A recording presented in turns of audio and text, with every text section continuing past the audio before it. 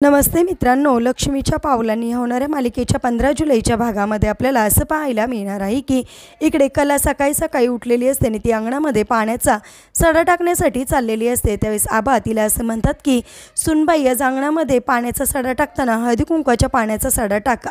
आणि कला त्यानुसार अंगणामध्ये हळदी कुंकवाच्या पाण्याचा सडा टाकते आणि त्या भरलेल्याच हाताने कुंकवाच्या आतमध्ये यायला लागते। पाय पुसणीवरून तिचा पाय घसरायला लागतो, त्या पडू नये म्हणून समोर असणाऱ्या एका भिंतीला धरते। त्या क्षणी तिच्या हाताचा जो ठसा आहे कुंकवाचा, तो ठसा पूर्णपणे भिंतीवर उमटला जातो। त्यावेळेस नैना तिथेच बसलेली असते। त्यावेळेस आबा ते सगळं काही बघतात आणि मुद्दामून नैनाला आवाज देऊन असं म्हणतात की बघितलं ना नैना, कलाच या घरची मुख्य सून आहे आणि अंबाबाईला सुद्धा हेच मान्य आहे।